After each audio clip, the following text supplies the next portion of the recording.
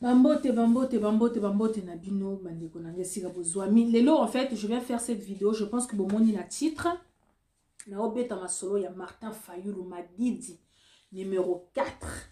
Mon président a Kangi Nord Sud Est et Ouest ya Congo. Olingite, ok, Braza pour qu'on appelle Congo. Alors, je pense que il y a moi agitation mon cosa. Donc des fois en fait, faut parler. Quand il y a quelque chose à dire, il faut vraiment dire. Et il faut aussi se remettre en question. C'est bien beau des fois d'attaquer, on attaque, mais et pas la bisopée. Des fois, il faut regarder. On a l'habitude de regarder chez les voisins. Oh, chez les voisins, mais toi-même dans ta maison, il se passe quoi? Donc, il faut dire quand il y a des choses qui ne vont pas.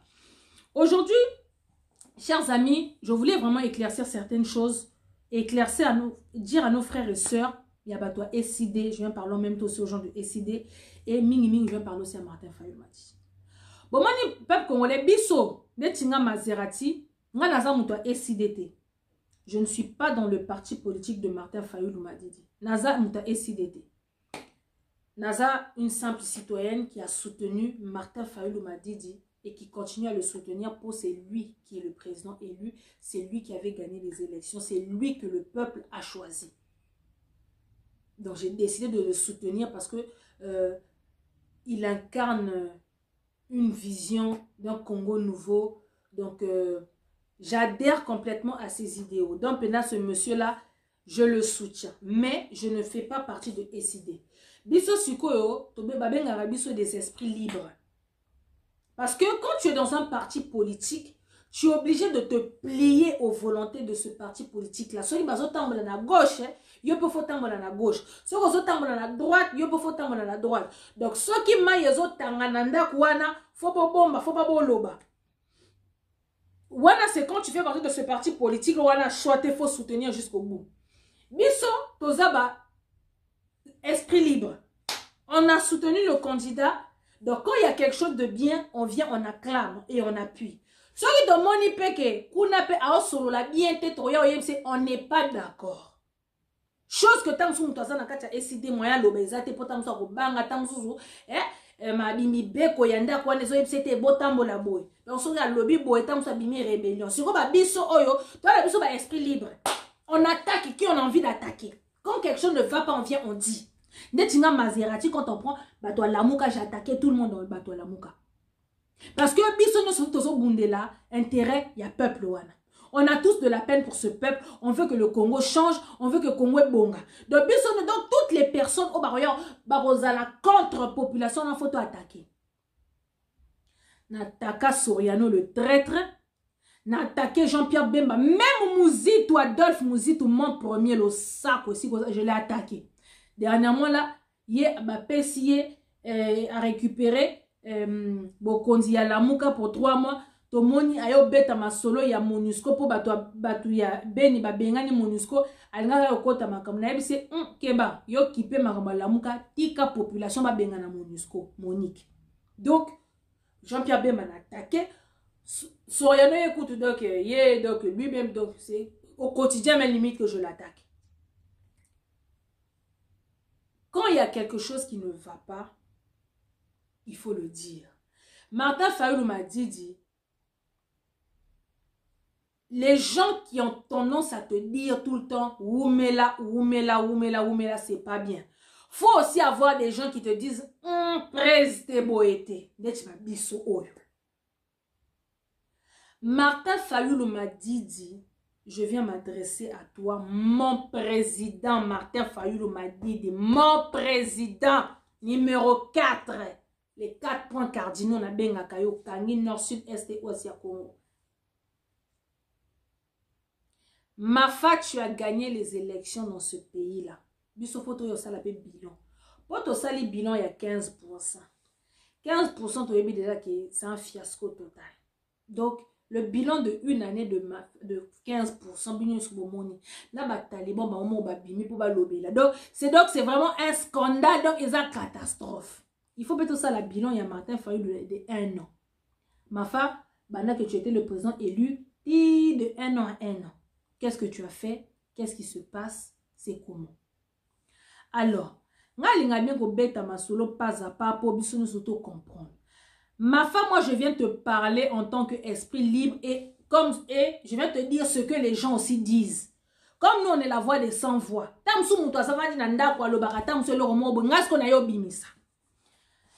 Martin Fayulu m'a dit, quand vous avez fait la coalition Lamuka, Nakacha Lamuka wana, tu avais plein de Judas. Pour te bêler la bango to me dit pour. Ozana ba Judas et bêler Nakacha Lamuka. Donc le seul qui est resté un peu vrai avec toi, c'est Adolphe Mouzito. Mais Soriano, Jean-Pierre Bemba, donc des traîtres numéro, donc laisse tomber. Matungulu, et moi ça bango tout aussi bango te parce que bango dès le début de balobaka biso to bimi na biso makamba Lamuka. Donc moi écoute toi attaquer on peut dire les gens qui sont vrais qui étaient vrais dans sous Nakacha Lamuka c'était ces deux là parce que baboy na bango ça la hypocrisie bazui ba kolona bango biso to ke na biso musa longwe matungulu pa longo ba kei sikoyo vous les 4 leaders de Lamuka qui êtes restés dans Lamuka maintenant ma foi toi c'est toi le président élu. Et c'est toi aussi qu'on avait que Bobimi Saki. C'est comme Batunio surtout qui t'entourait, on a jaloux na yo. Bazo supporter pouvoir na yo, te bazo supporter. Donc en fait, au légué là qui bango na bango babenga ki ndaka là mais en fait ndaka là ngo comme la bango dauphin, au comme la bango donc il te digérait plus. Si quoi Lamuka tangu kaka Bosali coalition la Muka kuna 15% il a trahi les partis de son côté bande bolanda pour ce que je dis boyo kaka. Bosali la Muka na sikoyo tangu kaka o mususu wana matungulu na muisa tangu kaka balongwe boko bakotisa ki moi fragilité. Mafa tu incarnes l'espoir du peuple. Batu babando talela yo. Quand tu as gagné les élections et que 15% t'a volé ta place, on attendait à ce que tu réagisses. On attendait pendant que tu yoka que non lobby pendant ça ko yinda. Mais toke na ngo kaka boye marche sur marche donc ceci ceci. Et ça fait 1 an. Mais tangu kaka makambo ya Lamuka oyo. Les deux premiers traîtres qui s'étaient barrés là de Matungulu et Mouissa. Quand les deux sont partis, na dit ok, déjà moi fragilité et Zalaki. Bandeko, on a travaillé pour redonner de l'espoir à ce peuple là. To bossé, on a travaillé. Pendant 1 an, on n'a pas chômé, les amis. On n'a pas chômé. Parce que tant que Kaka Matungulu et l'autre là sont partis, moi, écoutez-moi, Ngingingi, Nakacha Lamuka. Les gens, si quoi, bon, moi, Makamba Congo, comme on me dit, bakisi, attention. Batu basala ba AVC batu bazo craquer makamba Congo donc muto romona so bani makamba Congo fois mais la temps sous bière pour quitter sa tension pour et yo beli so mal à la tête. Si ko ba tension wana entre to kuna pe ba taliban pe bazo tia mulunge ma Lamuka boye batu to mi tema likolo donc biso chef photo bimaka photo dose te Lamuka c'est bon makabo boye. Si ko Nakacha Lamuka, Martin Fayulu, et les traîtres, les deux premiers traîtres. Le premier traître déjà c'est Soriano. Soriano il n'a crâne et la rayo cause à idée. C'est quoi les traîtres que tu avais là-dedans? Au moins Soriano a bimé à l'obiboy. Bemba a bimé à l'obiboy. Donc en fait, eux leur but c'est ça qui maintenant qu'on étouffer yo. Qu'on étouffer donc ils veulent étouffer ta flamme. Ma femme bena faut quand ma mingi na Mouzito. Faut dire bena merci à Mouzito parce que Mouzito ne t'a pas lâché. Partout où tu es parti, il est parti avec toi. Tous les voyages que tu as fait, il ne t'a pas lâché d'une seconde. Contrairement à Bemba qui veut être leader, Soriano qui veut être leader. Bango suko ils ont pas digéré ton succès. Petit lelo ba digérer ton succès na. Lamuka ne kota mbutu. Milinga, Kobomaka yo cessé. Pour bango, ce sont les agents. Igwe, c'est l'agent de Museveni.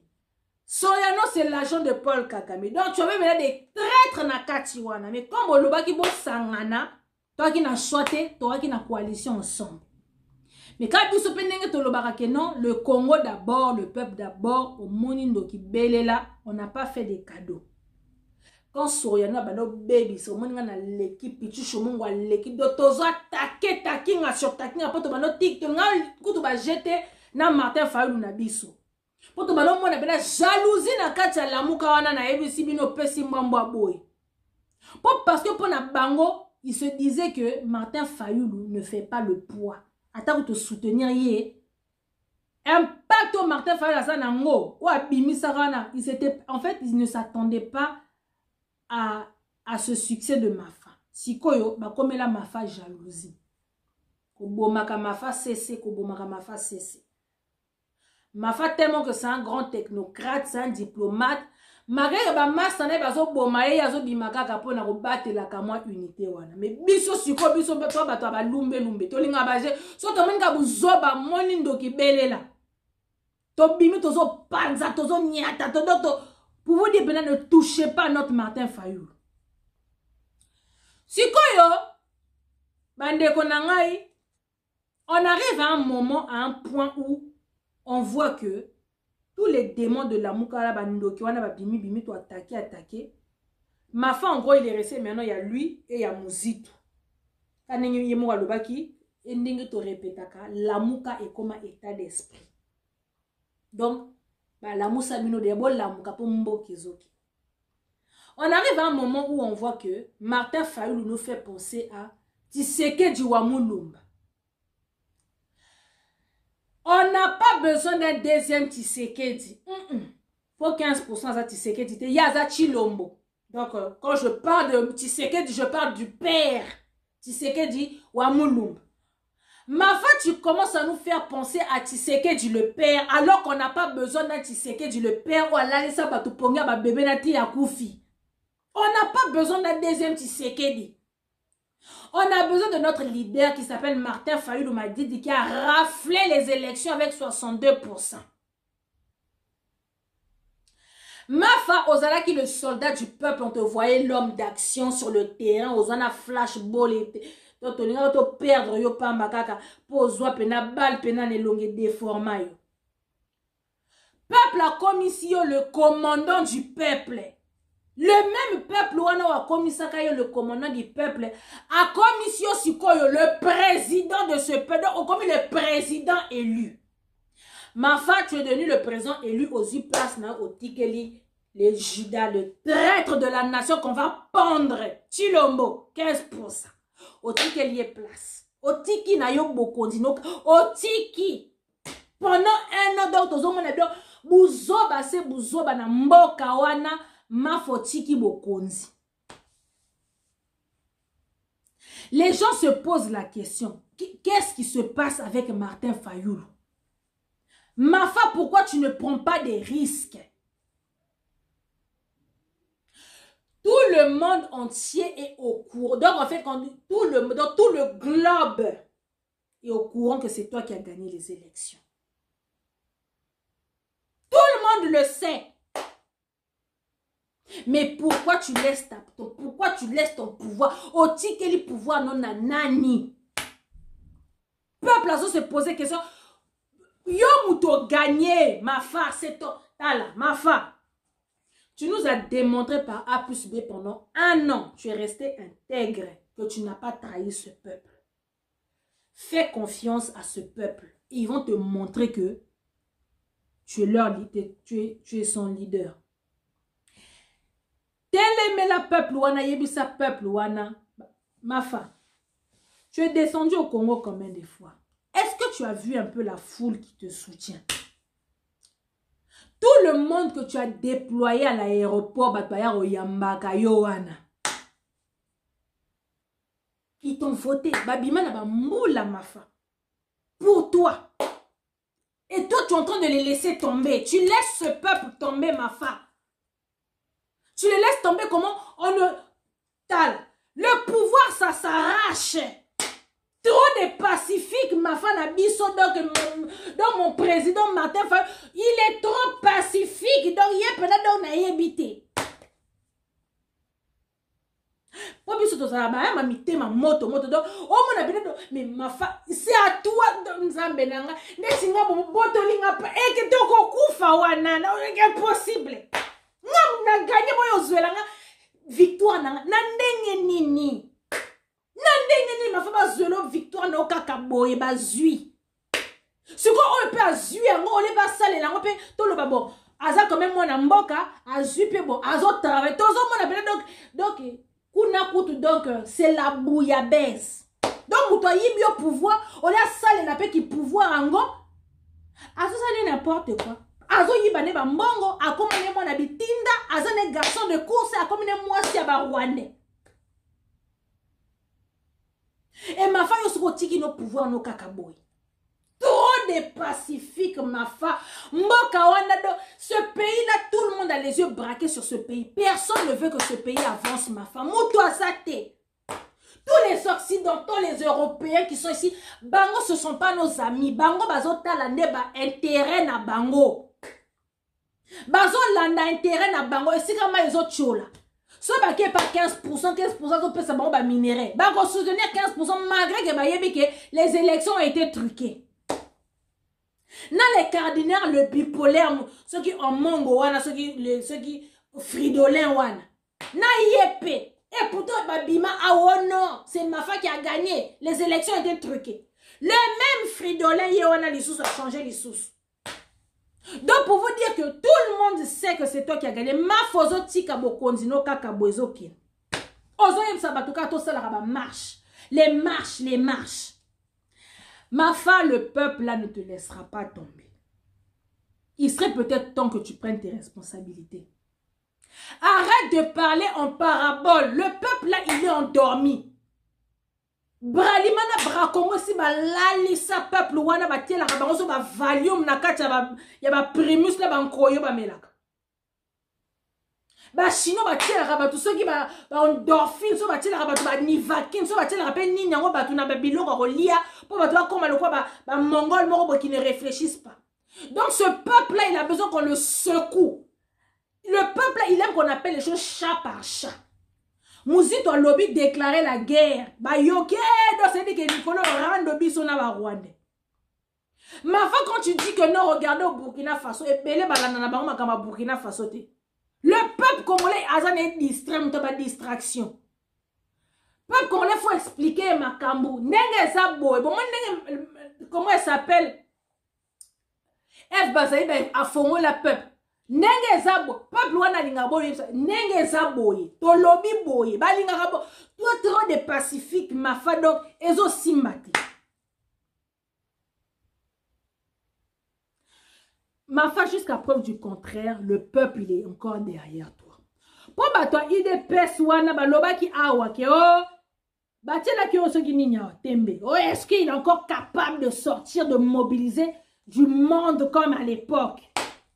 Bah, soit qui réponse na bango. Donc, peuple à répondre bango. Pour mukili wane bimela kiyo. Bah, yo yambelo ba matiso kuna ki poti. So ba ki poi.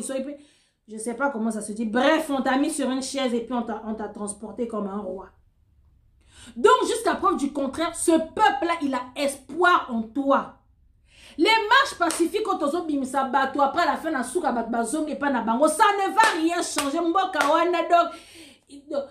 Makamba kimia ke simate. Pour celui le roi de Kingakati qui tient ce pays là, lui-même il a dit qu'il va partir avec une balle dans la tête. Si on yoko bando ça le ba marche à tongo me dit pour ça ne va rien changer parce qu'au bout de 1 an comme on a marché combien de fois. Et ça change rien. Mon premier fond il a ouvert les hostilités. Mon premier lobby, il faut déclarer la guerre au Rwanda. Au Lobat. Ma fa, il faut que tu brises les barrières. Batubazolo baboye, ma fa, n'a expliqué yo. Il faut avoir des gens qui te disent les vérités, qui te disent que presse les solo les aboye, loba boye, sala boye. Ba o ba yem sa retourne midi pour oumela. C'est ce genre de personnes ba mema qui ont induit Mobutu en erreur. Mobutu a ça là, ma bé oumela Mobutu c'est qu'on a seko. Mobutu ba kote se na ba erreur ya makasi. Pareil pour Mouzé. Ata kutu salakinde qui a kabibi oyoka tozane na pouvoir. Tous ceux qui l'entourent là, Ils sont pour beaucoup dans l'échec de son mandat. Attends que tu aies rwandais. Mais tous les médias qui l'ont entouré, les lamères, des barons, ils sont pour beaucoup dans l'échec du mandat de Kabibi. Hein. Donc il faut avoir des gens qui peuvent te dire en face, presse, te, au solo lima B. Presse, ozo beta faux. Et là, ozo boma 15% yangoyo. Trop de fanakwiti. Bazo yepseka. Félix Béton, Fachi Béton, qui béton, il est en train de se bétonner, penza, il peut se bétonner, azo bamba na pena, na ki béton na yo. Béton et boukani, bango moko o babanda o kumisa, bango moko yimsa te, a sopa, c'est pas bien, makamozo, kaka makamba ki fana kuichi o. Martin Fayulu m'a dit, mon président, on n'a pas besoin d'un deuxième Tshisekedi. Toboyi, Tshisekedi ou Moulumba de Toboyi. Toboyi, on ne veut pas. Nous, on veut Martin Fayulu m'a dit, qui a été élu par le peuple congolais. Mafa boto la bokondina, récupérer bokondina yo. Les barrières qui te tiennent, la bouka, ngobuka, o ekeya eya. Comme bango la communauté internationale, bango kanisa ke bango ne mutu simbi Congo na, le peuple congolais va leur démontrer par A plus B. Ah bozo yo ka balkanisation hein.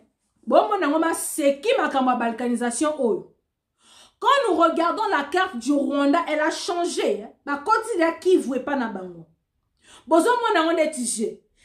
15% qu'elle a signé monsieur l'envoûtable l'oritarito.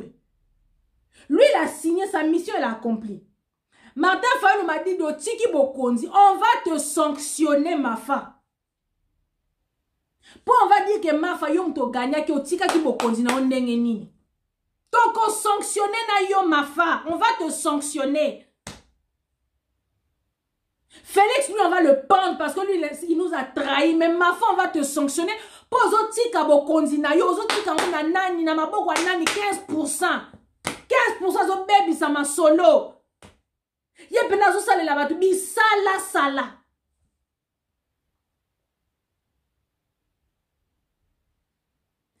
Martin Fayulu, moment neto za boye, to lobby boye, 2020, année de délivrance, année de libération. Yo pour loba qui a un discours na yo le 30. Année de libération. 2023 au bozo ganga bozo loba, il n'y a pas d'élection en 2023. Non, peut-être que vous comprenez. 2023, oyo, tam so belé, comme il faut préparer les bateaux 2023. Il n'y a pas d'élection en 2023. Exact. Pour ton moment, na ke beaucoup mo sakana na peuple wana. 2023, au besoin de préparer les bateaux. Awa. Avec quel cours constitutionnel? Celle de Kabibi. Avec quelle CENI? Celle de Kabibi. Avec quelle justice? Celle de Kabibi. Donc, tant que vous préparez 2023 et que vous faites vos élections, que Kabila a zongi to ba tcheli bino libaya ba tche zoé à la tête de ce pays. Bon, yo lo ba sous élection truquée. Bon, bimisa sou batu nanzela, faites des marches. Po bananan ba kufa. Bana batu, oya bino bazarapi. Na Europe, hein, hein. Donc c'est toujours les enfants des autres bobimsa alibanda. C'est toujours les enfants des autres qui meurent. Entre-temps, il y a bino bazan en sécurité na poto. Tozo bino 2023 élection exacte. On ne fait pas d'élection dans un pays occupé. Tozo bisa ki bino déjà banda kala. Boyoka kite boke na élection. Ba Rwanda ça fait 3 fois bazo beta bino ba GO. Etienne Bemba Fayulu, bino misatu, ba beti bino boy dada. Awa kanenge Tilombo, il a préparé le terrain pour Kabila. Kanenge ba simbi mboka wana na maboko na bango. China Rambo qui tient le pays. Donc il a tout donné mito mboka wana izaye. Quand kanenge ils ont pris le pays en otage. Le pays là c'est une prison à ciel ouvert. Kanenge il a pris le pays en otage. Donc mboka wana est comme ya bango. Bino bozo préparé 2023. Pour nani a gagné ma élection. Pour nani a se prêt. Kaka. Bon mani makamango to o batu bazo fâché yango. Makambo bazo batu bakomi ko perdre espoir en Martin Fayulu yango. Tozo loba ke guerre, il faut te déclarer guerre en Rwanda. Tolobi 2020 année de libération. Bon, comme il faut préparer les bateaux 2023. Avec la justice de Kabila. Avec la CENI de Kabila. Avec la cour constitutionnelle de Kabibi. Mais bon, il y a une élection en 2023. Mais bon, sakana peuple wana. En fait, c'est soit vous tous, vous êtes tous dans les institutions, vous sakana bino peuple wana. Ba o bazo kufa baza bana na binote. Ba o bazo violer baza bana na binote. Ba o bazo zangata $1 pour na relier sa famille na bango baza bana na binote baza famille na binote. Vous vos familles sont en bonne santé, vos familles viennent se soigner en Europe et belé ba famille na bango kutu baza na bango na poto. C'est pas vos familles qui souffrent dans les rues de Kinshasa là bazo luka tout ça là. C'est pas vous, c'est pas vos familles. Donc, au bout d'un moment, respectez ce peuple-là et considérez ce peuple et ayez un peu de la peine pour ce peuple-là. Pour 2023, comme vous savez, là-bas, tout va jouer. Mais on va aller aux élections en 2023. Pour Bino Banane. Pour gagner l'élection, pour Bino Banane. Ça fait 3 fois que vous échouez. Ça fait 3 fois que vous échouez. Et puis, à l'époque, Kabila, il n'avait pas de majorité comme ça.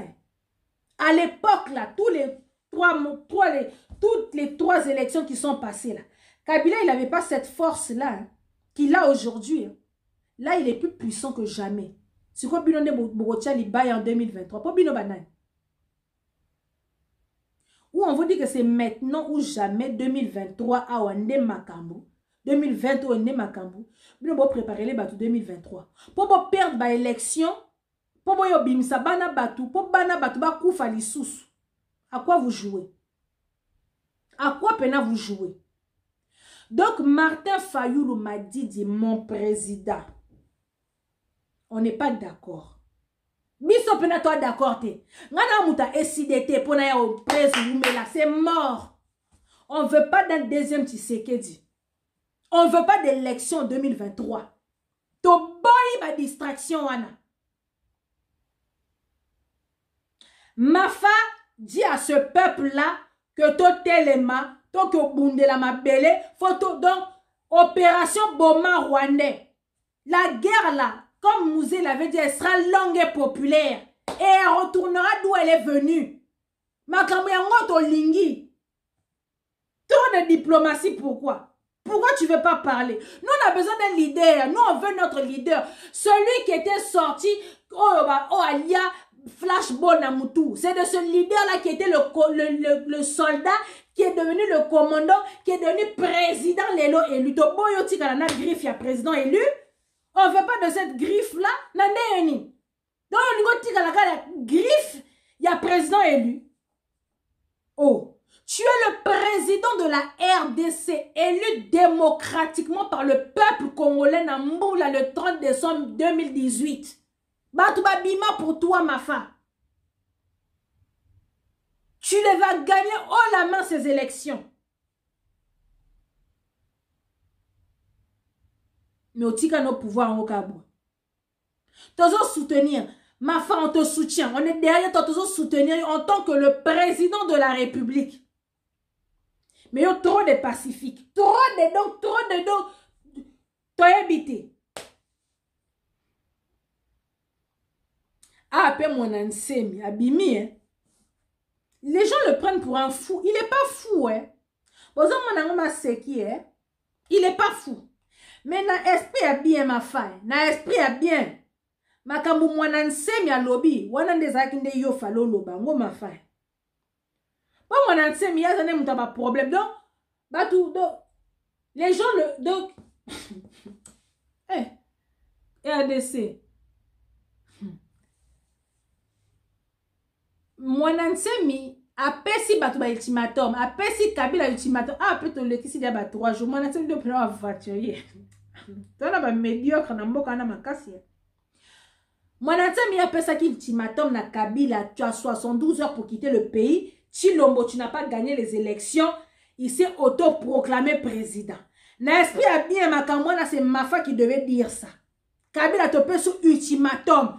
15% tu n'as pas gagné les élections. C'est moi qui suis le président élu et tout le monde peut le confirmer, tout le monde peut le valider. Il y a des témoins partout. Tout le monde le sait. Même les blancs le savent. Tout le monde le sait. Que c'est toi qui as gagné. Donc, il faut personne battu ultimatum moana. Ceux qui te recoufent, et ce peuple-là qui t'a élu, Mafa, il va te le rendre en fait.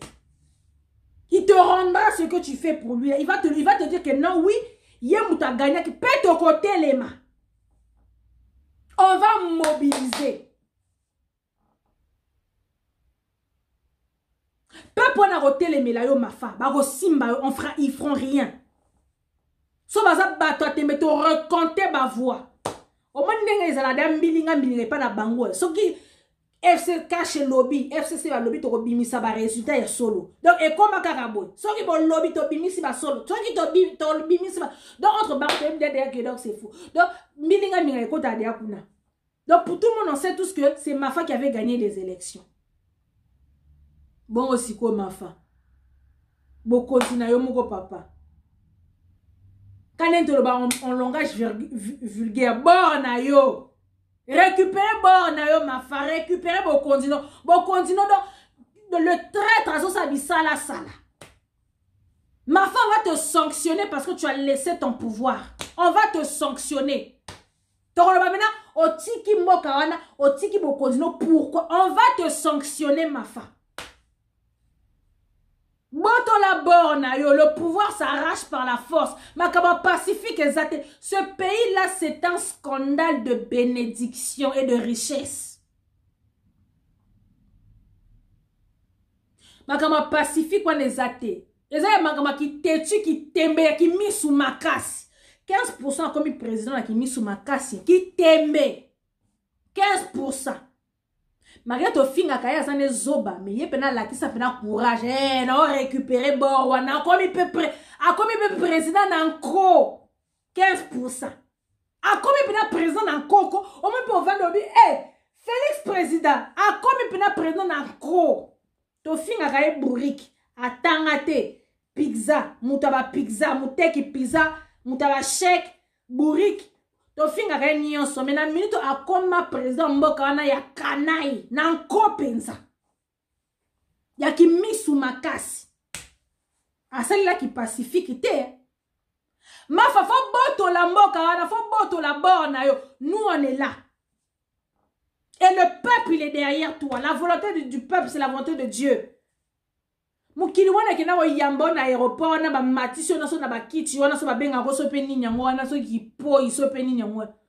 C'est qui ça? Ça même temps so ba ngungi Il y a Félix Olobaki qui non, est-ce que ce peuple là, est-ce qu'il y a encore il peut encore mobiliser autant de personnes? Je pense qu'il avait eu sa réponse. Qu'au peuple wana baza banane. C'est ce peuple là qui t'a voté Mafa.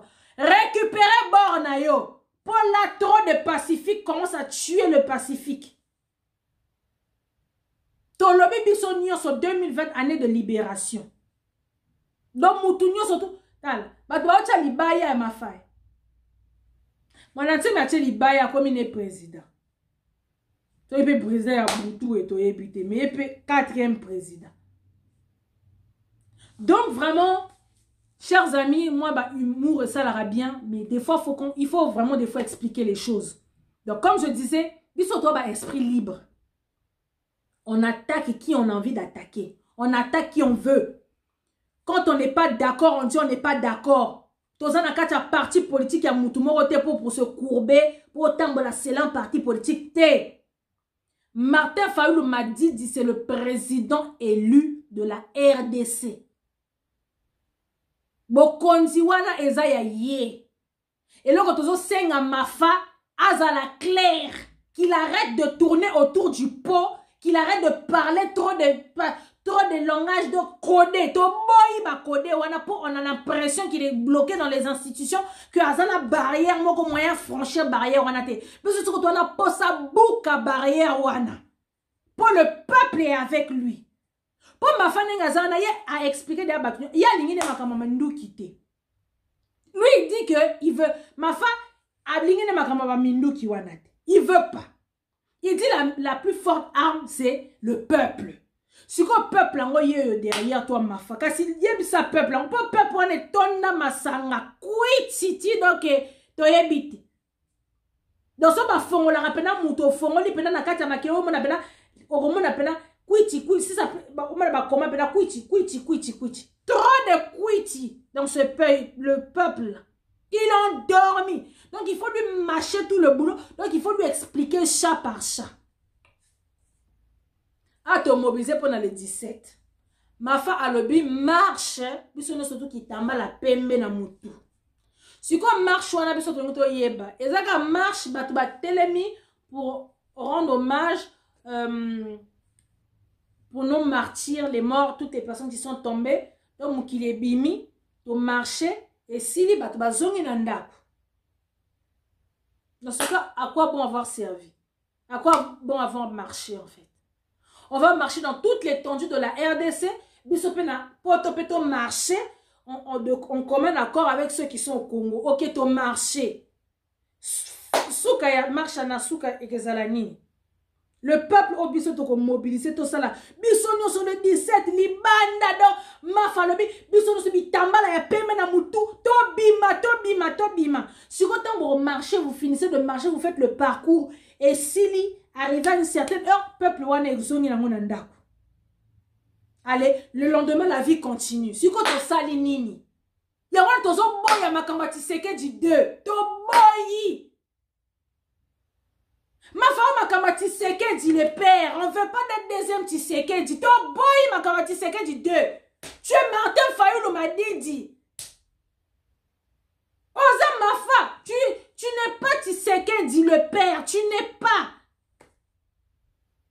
Donc, ma marche pacifique, on a ce pays, il a trop marché. Ce peuple, il a marché. Donc, il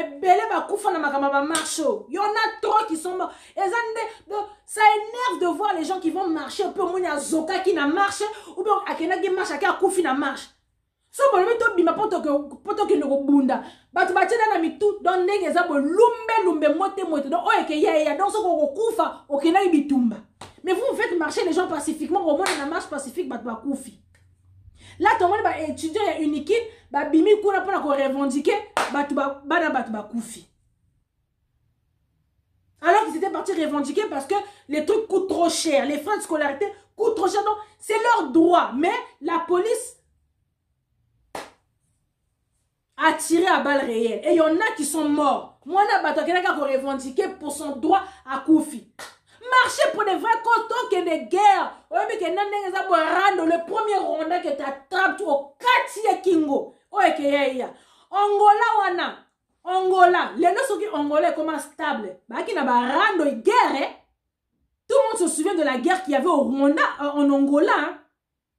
Les Angolais comme Kimia. Comment on vit belle comment en Angola. Mais Angola c'était pas ce qu'on voit aujourd'hui. Donc la RDC aussi doit passer par la guerre. Makamamo yango tozoloba. Mbokana makama pacifique et simbate. Suko ba oba keno luka pacifique wana alternance pacifique bazo ko kango li soute comme le bango mingai et comme le bango mikakatano le pays il est pris en otage. Allez, c'est une prison à ciel ouvert, ba comme suko craquer. Bango ba kumisaki fati béton, biso mtozu bokonzi, bozo ko kalsu bokonzi ngote. Kasi mo konzati. Bon konza po dile nde makambo konza bazo ko konza te. Bako po distraire batu awa omona mukuna na yebite combien de mukuna ko loba ko lemba. Mukuna nano lobi te boko loba boko lemba.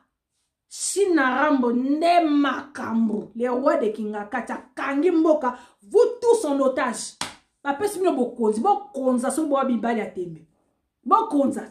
Quand on le disait ici là, oh bah jaloux bah haineux. Le l'homme kuna yo pour comme jaloux comme haineux. Pour yo pour comme hôtel mais na bokonza Félix. Bino nyo surtout bozo lobana. Ba la ki sa dit. Bino be bokom ba jaloux, bokom ba haineux, bokom be ba pangistanais, bokom su banane. Pour ma kamoto lobaka, bon mani biso trop d'avance comme paradis sur l'ifelo. On a de là, on a 10 ans d'avance sur. Donc et si comme no bokom biso si to sauter to comme de loin. Biso to komi dans un système de balkanisation. Maintenant balkanisation aussi to lekaki. Biso ko komi, on veut voir les deals mais biso si to tangela ki no deal de si to lobaki si to lekaki.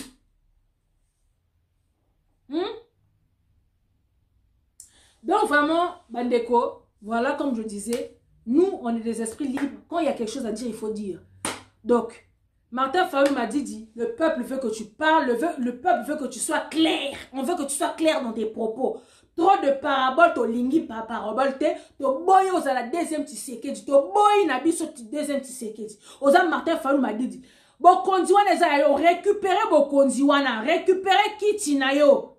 Pour tous les terroristes au sommet de l'État. Ce que Félix et Kabila font, c'est du terrorisme. Oh, il y a quelqu'un qui ne pas Emmanuel Macron que toi, les terroristes dans l'Est du Congo. C'est eux les terroristes. Pour ils ont pris le pays en otage. Tout est bloqué dans ce pays. Nzala, c'est Nzala.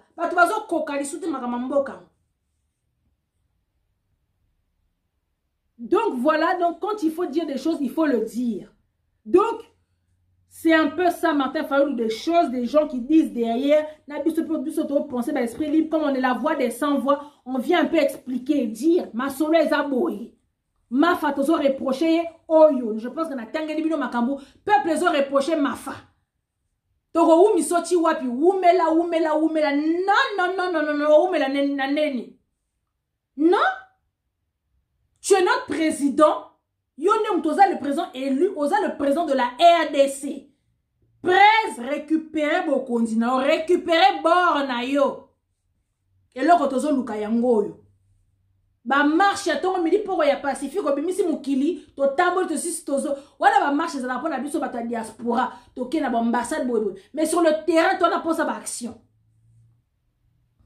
Toi na pensé à action sur le terrain. Quand bimisa so qui 2 millions de personnes te botamboli après na pourquoi rentrer chez vous. C'est quoi batango dans ce cas so bolingo bimisa pendant une semaine d'affilée lelo to bimi pendant une semaine pour un impact. Pour ce ça pour bimisa lelo après bozongi après bozeli un mois après bobimisi disusu bon moi je pense ça ma seki. Vous jouez, vous blaguez en fait. Bozo ça ma seki en fait. Vous jouez avec ce peuple et ce peuple là n'est pas des yo-yo hein. Ce peuple ce ne sont pas vos jouets. Baza bana bato. Baza ba parents bato, basi bato. Oh bozo bimisa. Ils n'ont pas que ça à faire. Donc quand vous les sortez-les pour des vrais buts. Tout que no robunda. Yo to tambola. Non que nanga wenzi na ko tekat. C'est logique. Donc Monsieur le Président Martin Fayulu Madidi, numéro 4, les 4 points cardinaux na bengakayo au Kangi Nord, Sud, Est et Ouest ya Congo, ou à Sepelita ke brasé par sa soupope kuna Congo. Mon président, il est temps. Toyoka qui discours na oloba ki olobi ki toko, mais tout ce que tu as dit to yebi yango déjà. Nyonso wana Mafa, en tout cas, ton discours que tu nous as fait, tu as relaté tous les faits. C'était un discours de 10 sur 10. Mais on y a surtout le lobby dans ton discours. Tu yebi yango. Moutaye yango azate. Moutaye qui ignore ce que tu as dit là azate. Tu yebi que le pays l'occupait. Tu yebi que batbazo koufa na beni. Tu nyoso yo lobby. En fait, tu as juste fait un petit récapitulatif dans ton discours. Ce que 15% n'arrive pas à dire, c'est ce que toi tu as dit. Mais ce que tu as dit, tout le monde le sait. Toyebi yango déjà. Donc il n'y a pas besoin de nous faire des rappels. Toyebi. Maintenant, il est temps, Mafa, que tu sois notre soldat, notre commandant du peuple, notre président. Et là, je pense que Onazaki n'a pas ça na lobby. Donc, toi, décidé et talibino. Nous, on est des esprits libres. Quand on a envie de dire quelque chose, on dit. Pour te boire, la biso qu'on a parti à Moutou, pour bâtir là mi beko, oh moyen l'obésité, comment on bar, son a lobby boy, boy. Nous on est pour le Congo d'abord, le peuple d'abord. Donc si notre leader, tout le monde est sur la bien, sur la kilo, ou bien le langage les a clarté, c'était presse, soit clair. Pour que ce soit comme un clair. Ma ponga ba bébé wane si to lamuki boye msa miso to lamuki to temo ko to lamuki to komi na miso ga miso makasi ekenge moi leke la biso ezali soute soko lobi boto on a clarté to bimi to bite presse là on n'a pas bien compris il faut dire bon moi ndenge en commun accord tangu kaka Moïse Katumbi na Igwe bah, se désolidariser de ce que Mouzito avait dit. Bon, moi, il est au bimela qui bangon net bangungi. Monando qui belela. Na leki, Vanessa leki, Pichua leki, Ipoa leki, biso nyoso, to telemela. Eh, monindo qui belela. Et c'est exactement pareil avec notre leader Martin Fayulu Madidi, notre président. Ce qui te moni, azo solo la kilo, azo lo ba biete, to ko bima to ba président bongote. To boy oyozo sala wana te. Donc en tout cas Martin Fayulu Madidi, mon président, on ne veut pas d'un deuxième Tshisekedi Ouamoun Lumba pour essayer à Koufa. Il est mort. On n'en veut pas un deuxième. On a besoin de notre soldat du peuple. On a besoin de notre commandant du peuple. Et on a besoin de notre président élu démocratiquement avec 62%. Et ça qu'il y a une Maserati qui me pas vite à Tobimaka Poto Loba. Parce que c'est bien beau de regarder ce qui se passe chez le voisin. Mais toi-même dans ta maison, si tu regardes d'abord, est-ce que chez vous c'est propre? Avant que ton à voisin, pour tout, pour le ton à voisin, toi, ma champion, c'est tout mes colo. Bisson à voisin, kakabo, tout mais ça va. Pema. Mais est-ce que chez nous c'est propre? Il y a un bisson total. Est-ce que chez nous c'est propre? Ah, bon, bisson, tout l'obé, là, non, pas dans bisson. Il y a un au salali. Donc, Martin Fayulu m'a dit, notre président, ton peuple a besoin de toi. Ton peuple a besoin de toi, les Congolais ont besoin de toi et les Congolais ne vont pas te décevoir parce que tu n'as pas déçu les Congolais encore. Donc, il est temps que tu prennes tes responsabilités pour cette nouvelle année 2020. Donc, voilà, Ingeta, peuple congolais, on est ensemble. Merci.